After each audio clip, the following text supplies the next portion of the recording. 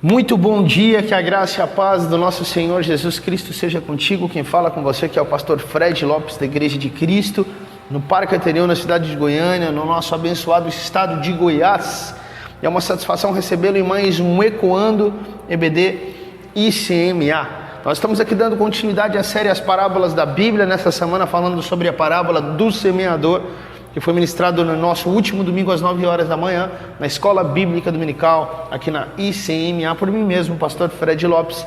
Referência bíblica está em Marcos, no capítulo 4, do verso 13 até o verso 20. Como você sabe, essa palavra, esse estudo que é ministrado na nossa Escola Bíblica, é dividido em 5 partes, segunda, terça, quarta, quinta e sexta, de maneira bem objetiva, prática e aplicável à sua vida, para que você possa realmente ter a palavra de Deus ecoando no seu coração, na sua mente, nas suas atitudes, no seu dia a dia de maneira simples.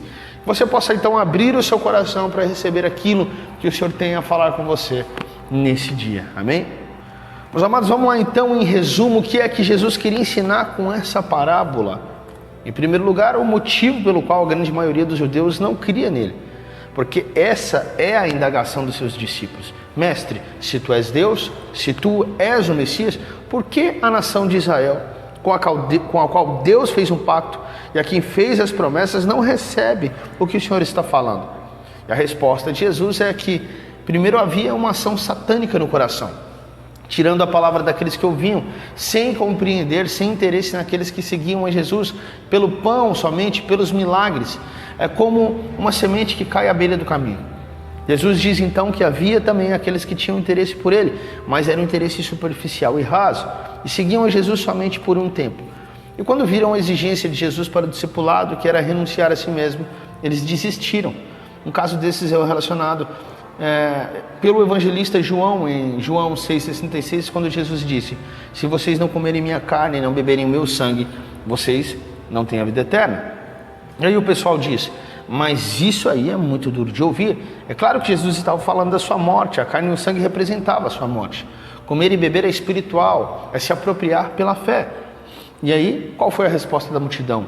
Duro é esse discurso, quem pode suportar? E no verso 66 está dizendo que a partir dali, muitos abandonaram Jesus e já não andavam com ele. Eles não podiam entender o preço do discipulado, o significado da morte de Jesus. Havia aqueles que a princípio se manifestaram interessados, entusiasmados sobre Jesus, mas depois de um tempo eles decidiram voltar atrás, assim como o jovem rico. Mestre, que farei para herdar a vida eterna? Venda tudo que você tem e dá aos pobres? Assim não. Virou as costas e foi embora.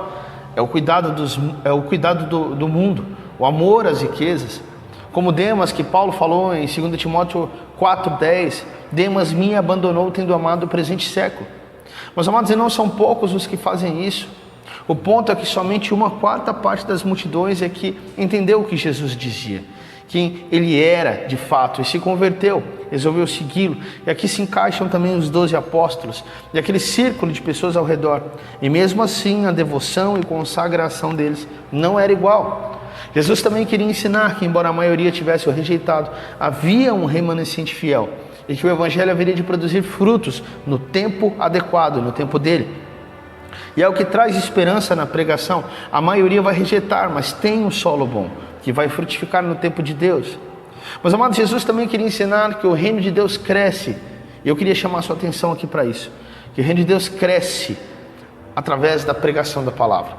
O semeador saiu a semear e é assim que o reino de Deus cresce, pela pregação da palavra, pelo ensino da palavra, pela divulgação da palavra. À medida que é lançado nos corações das pessoas, elas se arrependem e passam a crer, e nada substitui isso. Nem sinais, nem prodígios ou qualquer outra invenção que a igreja moderna tenha feito para manter os fiéis na igreja, ok? Para se manter atrativa ao mundo. Nada substitui a semeadura da palavra. É assim que o reino de Deus cresce, pela semeadura da palavra. E Jesus também ensina que é necessário que a palavra dele, a palavra de Deus, seja semeada de maneira fiel, de maneira abundante. A gente não sabe em que solo a semente da palavra vai cair. Por isso nós semeamos abundantemente, jogamos a todos, pregamos a todos em todo lugar, o máximo que nós pudermos. Deus vai fazer com que a semente caia no solo preparado e haverá de dar frutos no tempo certo. A nós não compete escolher o solo, até porque o semeador não sabia onde tinha pedra por baixo. A nós compete semear, espalhar a palavra de Deus e pregar a todos. E nós podemos concluir aqui, para nós, queridos, eu vejo que nem sempre o resultado da pregação depende do pregador. A mesma semente, ela foi lançada no campo, mas deu diferentes resultados. Às vezes a gente quer ligar o resultado à conversão das pessoas e o sucesso do pregador diretamente à pessoa do pregador. Ou o contrário também, o fracasso ligado à pessoa do pregador, mas nem sempre é assim. Veja que foi a mesma semente que foi lançada no campo, mas as pessoas reagem de maneira diferente. Aos interessados e àqueles que não estão, aos que amam ao mundo, aos de coração endurecido e aos da terra superficial. E outra conclusão, não pense que Marcos está ensinando que as pessoas perdem a salvação. Porque alguém está dizendo aqui, mas será que Jesus quis dizer que aqueles 3 primeiros eram crentes, se tornaram crentes e depois perderam a salvação? Não. O único que se converteu, o mesmo, é o último. Os outros são pessoas que chegaram muito perto. Foi somente o 4º solo.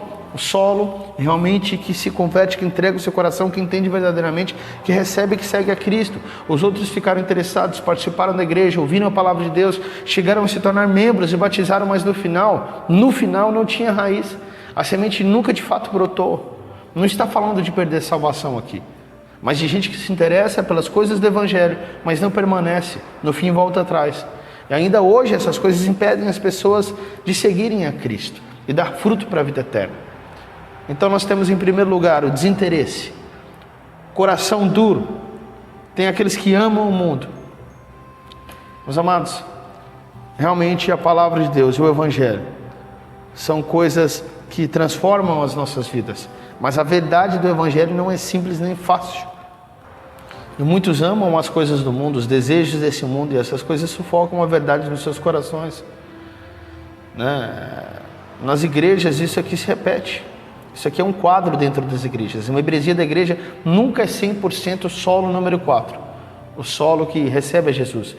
Você vai encontrar dentro de uma igreja todo esse tipo de gente que continua frequentando, mas na hora mesmo do vamos ver mesmo, é apenas um punhado de gente que continua sendo fiel, que está disposta a seguir Jesus, custe o que custar, e renunciar de viver radicalmente o cristianismo. Sempre foi assim, desde a época de Jesus. E se foi assim com Jesus, porque seria diferente hoje?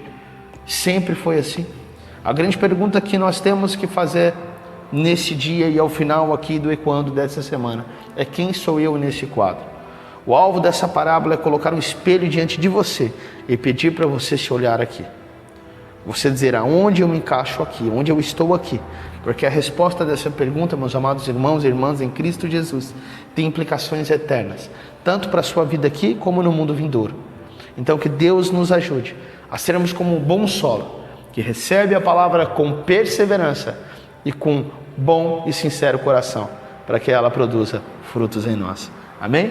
Que Deus te abençoe grandemente, um ótimo final de semana para você. Domingo eu te aguardo às 9 horas da manhã aqui na Escola Bíblica Dominical, para que juntos possamos aprender mais sobre o Senhor. Ficamos aqui na rua 1051, lote 7, unidade 105, Parque Ateneu, Goiânia, Goiás, em frente ao Parque Carlos Bernardes. Se você quiser maratonar outros estudos, existe uma série de playlists aí do Ecoando no nosso YouTube. Vai lá, segue, toca o sininho, dá o like, né? E não esquece de compartilhar com todo mundo. Que Deus te abençoe grandemente. Se Ele nos permitir, estaremos aqui 9 horas da manhã no domingo, pregando, anunciando o estudo da Palavra de Deus, novamente na segunda-feira no Ecoando, EBD e CMA.